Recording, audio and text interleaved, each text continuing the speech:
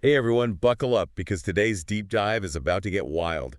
We're talking AI news, and let me tell you, things are moving at lightning speed. Absolutely. The world of AI never sleeps, and this week is no exception. No kidding. Just check out this headline. OpenAI, the ChatGPT masterminds, are aiming for a valuation that would put them among the most valuable startups in the world. Can you believe that? It's really quite something. A potential $150 billion valuation for OpenAI speaks volumes about investor confidence in their technology. $150 billion. It's mind-boggling. And as if that wasn't enough to make your head spin, Meta's jumping into the ring, building a supercomputer so powerful it could probably run a small country. Fueled by NVIDIA chips, of course. Right, NVIDIA. Those are important, huh? Absolutely. These GPUs are essential for AI. They're the driving force behind this whole AI revolution, you see.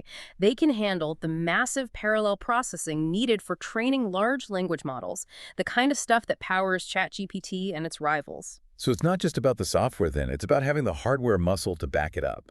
For those of us who aren't exactly tech wizards, could you break down why these NVIDIA chips are so crucial for AI development? I mean, what makes them so special? Think of NVIDIA GPUs like, imagine thousands of tiny brains all working together in perfect harmony. Okay, I can picture that. Lots of little brains. That's what you need because training AI, especially these large language models, means crunching through mountains of data, billions of words, images, lines of code. It's mind-boggling. The more processing power you have, the faster and more efficient the training, leading to smarter and more capable AI. So basically, more power equals smarter AI. Makes sense. But with all this money pouring in, these massive investments in hardware, it makes you wonder, is this pace of development even sustainable? Are we on the verge of another tech bubble? Like, is this the dot-com boom all over again? That's the billion-dollar question, isn't it? There's definitely a ton of hype around AI right now, that's for sure. But we're also seeing real-world applications emerge across all sorts of industries, from healthcare to finance. This isn't just a fad. This time it feels different. You're right, it's not just hype. The applications are getting real. And it's not just Silicon Valley either. We're seeing reports that Canada's gearing up to incorporate AI into its military by 2030. And Kai-Fu Lee, he's a big name in AI, predicts that China's going to be using AI everywhere very, very soon. It's a global phenomenon, that's for sure. But it does beg the question, what are the global implications of all this, particularly when it comes to things like defense? Are we headed for an AI arms race? Right. It's like a double-edged sword, isn't it? Yeah. On the one hand, AI could make warfare more precise, potentially even reduce civilian casualties. But on the other hand, autonomous weapon systems, the potential for unintended consequences. It's a bit unnerving when you really think about it. What do you think about all this? Does AI in the military make us safer or put us at greater risk? It's a tough one to call, really. AI in defense has some big potential upsides, improved situational awareness, more precise targeting, but there's no such thing as a free lunch. Those potential benefits, they come with some serious baggage. We're talking about changing the very nature of warfare. It really makes you question human control, accountability. Is AI really ready for that? It's like stepping into the unknown. Mhm. Uncharted territory. Hard to say what the long-term consequences might be, but hey, enough doom and gloom for one day, right? Let's switch gears, talk about something a bit closer to home for a minute. How we as humans consume information. There's this fascinating development from Google that really caught my eye. Audio overviews, they're calling it. Have you heard about that? Audio overviews. Oh, yes. It's a perfect example of how quickly AI is changing the way we interact with information. Right. It sounds pretty wild when you put it like that. What is it exactly? How's it work? So basically, Google claims their notebook LM AI can synthesize information from a bunch of sources. Think articles, research papers, even a whole book. Whoa, really? Even a whole book? That's what they're saying, and it can take all that information and turn it into, well, imagine a podcast-like conversation between two AI agents. They discuss the main points, just like we're doing right now. Hold on, two AI agents just chatting about a book? It sounds like something straight out of a sci-fi movie. Imagine just listening to a summary of a dense report instead of having to slog through the whole thing. It could be a game changer for learning. And it's not just about summarizing, right? It's about making the information way more engaging, more accessible. Picture this.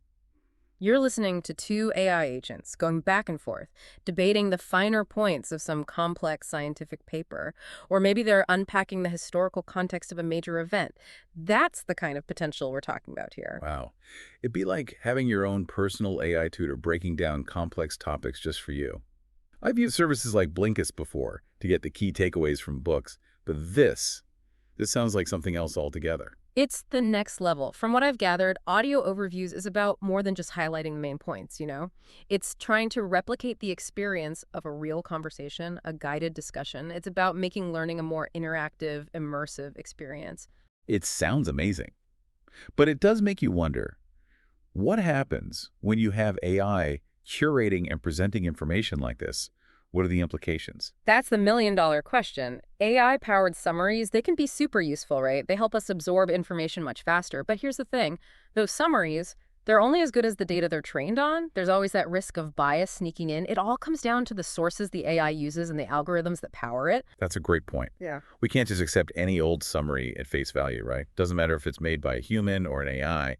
This whole thing, it just highlights how important critical thinking and media literacy are, especially now in the age of AI. But hey, let's take a break from the serious stuff for a minute, talk about some of the more fun, creative applications of AI, like Adobe's new Firefly AI. Now, this is cool. They're saying it can do all sorts of things, extend videos, even create entire scenes from simple text prompts. And you want to know the best part? It can bring still images to life. How wild is that? The creative possibilities with AI are truly mind-boggling, and tools like Adobe Firefly, they're empowering a whole new generation of creators, filmmakers, animators, even people creating VR experiences. The sky's the limit. It's like we're giving everyone the power to create movie magic from their laptops. But you know what they say, right? With great power comes great responsibility. There's always the risk someone will misuse this technology. Especially with something as powerful as AI, the stakes are high. You hit the nail on the head. The more sophisticated AI gets, the more vigilant we have to be about the potential for misuse. One thing that keeps me up at night is deepfakes. They're getting scarily good, almost impossible to distinguish from real life. It's terrifying. Do you remember that story a while back, the one about Taylor Swift endorsing Kamala Harris? It turned out it was all because of deepfakes. They made it seem like she was on Team Trump. It just shows how easily AI can be used to spread misinformation, to mess with public opinion. It's a wake-up call, that's for sure. We can't stress this enough. Approach everything you see and hear online with a healthy dose of skepticism. Be critical. Think for yourself. We have to be aware of the potential for bias in the data that trains these AIs and be cautious about blindly accepting everything we see and hear, especially online. It's like that old saying, right? Don't believe everything you read on the internet. Except now, we got to watch out for what we see and hear, too. And speaking of things to watch out for, remember Europe's data privacy watchdog? Well, it seems like GDPR is back in the headlines. They've launched an investigation into Google's AI model. Oh, yeah, that's right. Ireland's Data Protection Commission, they're looking into Google's AI model because they're worried about how it handles personal data, specifically how they're using it for AI training. So for those of our listeners who need a refresher, GDPR stands for General Data Protection Regulation. The big, comprehensive data protection law the European Union passed back in 2018. Essentially, it's supposed to give individuals more control over their personal data and how companies use it. So how does Google's AI model play into all of this? What are they being investigated for exactly? It all boils down to how Google collects and then uses personal data. The big concern is that they might be training their AI models with this data without getting explicit consent, or even worse, using it in a way that violates GDPR's data minimization principles. You see, Google, they have access to a goldmine of data, our online activities, search histories, location data, you name it. Right. So even though Google's a U.S. company, they operate in Europe, so they have to play by the EU's rules. This isn't the first time a tech giant has been called out for potential GDPR violations, though, right? Yeah. There's been other cases like this, haven't there? You're absolutely right. Remember X, what used to be called Twitter. They got investigated for how they used user data for AI training, too. In the end, they agreed to stop using data from EU and EEA users for that specific purpose, all to avoid those hefty fines and potential lawsuits. So there's a precedent for this kind of action. But what makes this Google case so significant? We've seen this before, haven't we? What makes this one different? This case is different because Google's on another level, both in size and how central AI is to their business. They have more information about us, our digital lives, than anyone else. If they're using that data to train their AI models in a way that violates GDPR, it could have massive implications for user privacy and data protection. We're talking about setting a precedent for the entire AI industry. Exactly. Like if Google gets away with it, What's to stop other companies from doing the same thing? Precisely. And that's why this case is so important. It shines a light on this huge tension between AI development, which is incredibly data hungry, and our fundamental right to privacy. Finding that balance is going to be tricky. How this investigation plays out could have major implications for AI regulation in the future. It's a good reminder that even as we get excited about all the cool things AI can do, we can't forget about its potential impact on our privacy and freedom.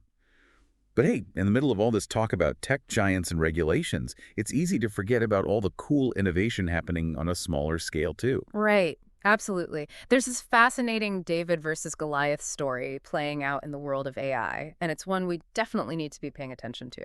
This French startup, Mistral, they're shaking things up by challenging the big guys with their open source approach to AI development. And that's what I call an underdog story. Open source, you say? That's pretty bold taking on the big boys like that. Tell me more. Tell me more. What are they all about? What makes Mistral so interesting isn't just their technology, but also their philosophy. You see, they're firm believers in open source AI. They think that by making their technology freely available, they can speed up innovation, promote transparency, and make AI more accessible for everyone. I like the way they think. Okay, so they're young, they got the funding, and they believe in open access. What kind of AI are we talking about here? What makes their tech so special? They just released this new model, Pixtral 12B. It's causing quite a stir in the AI community. The best part, it's totally free to use. Free. Like no strings attached, free. Anyone could just download it and use it. That's practically unheard of in this industry. There's got to be a catch. The catch is that Mistral truly believes in the power of open source. They're putting their money where their mouth is, making their tech available to everyone, researchers, developers, anyone who wants to explore the potential of AI. Really, they think this open approach is the way to go. Faster innovation, greater transparency, and wider access to the benefits of AI for all. It's a pretty radical approach. It's like the open source movement that transformed the software industry. Now it's happening with AI. This is huge. Tell me more about Pixtral 12B. What makes it different? What makes it stand out from the crowd? One of the coolest things about Pixtral 12B is its multimodal capabilities. It can handle both images and text like a pro. You see, a lot of AI models, they're either good at text or images, not both. But Pixtral 12B, this thing can understand and create content in both formats. Oh, so it's like having two AI brains for the price of one. Exactly. That's amazing. What would someone use that for? I mean, what kind of real-world applications are we talking about here? Okay, so let's say you're a content creator, right? You're working on a website or maybe a marketing campaign. You could feed Pixtral 12B a bunch of images related to your brand, and then ask it to come up with catchy captions for social media, write product descriptions, or even generate creative marketing copy. The possibilities are endless. That's incredible. Pixtral 12B could be a game changer for anyone working with both text and images, from artists to marketers and even educators. And the fact that it's open source, that just blows the doors wide open. Developers can take that technology, run with it, and build even more innovative applications. We might not even be able to imagine what they'll come up with.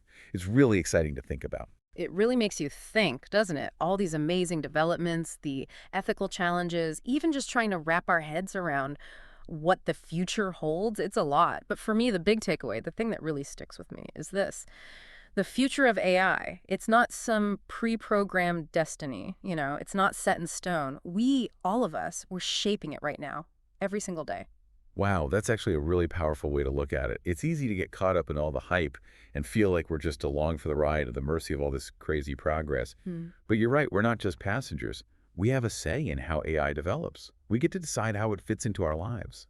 Exactly. And that's the exciting part. Think about it. Will we use AI as a tool for good to unlock creativity and push the boundaries of art and storytelling, like with Adobe Firefly? Or will we demand transparency and hold these companies accountable for how they develop and use these powerful technologies? It really is up to us to decide. It's kind of mind-blowing when you really think about it. We're not just watching AI happen.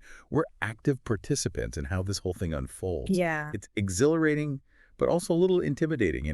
No pressure, right? Right. No pressure at all. But seriously, that's exactly why we love doing these deep dives.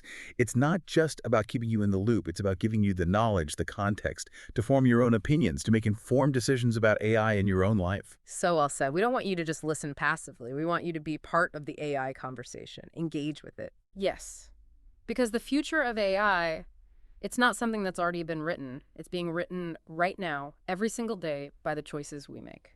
Couldn't have said it better myself. And on that note, we've covered a ton of fascinating, complex topics today, from OpenAI's valuation to the ethics of AI in warfare. We've talked about the future of learning, the creative potential of AI, the importance of data privacy, even the rise of open source AI. It's been quite the journey. But before we wrap up, we want to hear from you. What are your thoughts on all this? How are you approaching the evolving world of AI? Are you excited, cautious, or somewhere in between? Let us know. We love hearing your thoughts and perspectives, so keep those AI questions coming, because this is a conversation we need to have together. Absolutely. Until next time, stay curious and keep exploring the ever-evolving world of AI.